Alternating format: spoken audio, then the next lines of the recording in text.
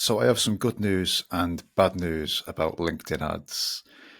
The bad news is that nobody or very few people who respond to your LinkedIn ad are going to be ready to book a demo, jump on a call, grab a coffee, sign up on the dotted line, spend the big bucks. It just doesn't really happen. And actually, if somebody does respond to your LinkedIn ad and signs up for your highest value service straight away, they're probably going to be a pain to work with because they haven't checked, or you haven't checked, that they resonate with your values and your mission and what you're doing with your work. So there's a structure in between ads on the left here, and in this video I want to introduce you to the structure. I'm not going to go through everything in detail. I just want to introduce you to the structure and why I've got the elements in place that I do. See, the idea basically is that we're going from ads or any traffic source really, because this structure can be used for your Google ads, for your referral traffic, for your SEO, any source of leads you can feed through the system. Obviously here I focus on LinkedIn ads, but we're trying to get people from ads or your other traffic sources on the left over to here on the right, where we're trying to get people usually to take some kind of time-based offer, which could be to sign up for a webinar. It could be to book a one-to-one call with you. It's usually that thing that you're trying to get them to do in your ad in the first place. That's where we're still trying to get people to there, but just not the second after they've responded to your ad. The other option here that some clients have used is what I call a hand-raising paid offer, which could be a low-value product. It could be it could be $100 course, for instance, something that helps them to begin solving the problem that you solve, but requires them to spend some money. So there's a couple of options here. After this, then there are some sequences that run on after this. So you would then send them into your onboarding sequences with the ultimate goal of, after you've worked with someone, you would generate, or you perhaps during the time that you're working with someone, the goal really is to generate a referral or endorsements, something that's going to validate what you do to potential clients and feed back into your earlier marketing. That's the goal here, is profit, referrals, endorsements, and we shouldn't ever lose sight of that. So in between, after people respond to your ad, you're going to send them usually to a LinkedIn hosted lead form. This is a form that's hosted on LinkedIn, where LinkedIn will pre-populate their details into the form so that the contact actually stays on LinkedIn rather than going to your website. If the contact has come from a different traffic source, from Google Ads, then obviously you would send people to your website and you'd have an opt-in form hosted on your website instead. There are a couple of benefits of doing that, which I won't go into here and now. But yeah, for most of my ads, for most of my LinkedIn ads clients, we're seeing much higher opt-in rates, form completion rates, by sending people from a LinkedIn ad to a LinkedIn hosted form that has their details pre-populated. When people fill in the lead form, what I'm usually doing is giving them the thing that they've opted in for straight away. So I don't make them go and check their email. If they've opted in for a free template or a free guide, I give them the template or the guide on the form thank you page. But then I've now got their details. So what I do is I sync their information, their email address, over to my email marketing system. And it triggers a few things. It triggers firstly a welcome email, which orients them to my world. It also asks them, would they be interested in receiving a free copy of my print newsletter, which, if you can see my video, looks like this. This is a paid product normally, but they can request a free copy when they opt in. That's really a litmus test. It's a litmus test to see who is really interested, because a lot of your contacts who opt in from LinkedIn won't ever actually respond to your emails. And what you're trying to do as soon as possible is figure out, okay, it's one thing to generate leads, but are you generating leads that actually engage with your marketing? Because if they don't engage with your marketing, there's no point running ads. So the initial metric points are, do they open the first emails? Do they click on the first emails? Will they request a printed guide in the mail and give you their mailing address? Because if you have someone's mailing address, that's a much more robust system, because people's email addresses change, especially if it's a work email. People change companies. But if you can still mail them, especially to their home address, then you've always got a way of staying in touch. E1 is normally one or two emails that again delivers the thing that they've opted in for.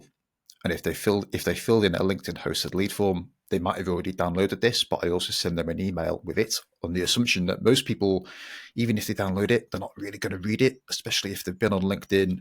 They're usually on LinkedIn to do something else, to find work or go networking or whatever it is people do on LinkedIn. So you want to send them an email, not only resending them the link, but also actually encouraging them to read and use it. However they use it. If it's a video, then to go and watch the video and to put it into practice. Don't assume that people are actually going to consume the thing that they've opted in for.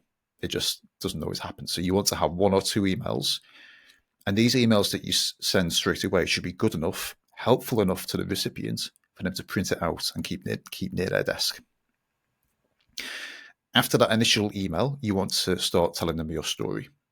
So I think it's a mistake to go straight to your emails that talk about the mechanics of your work. Start telling your story here.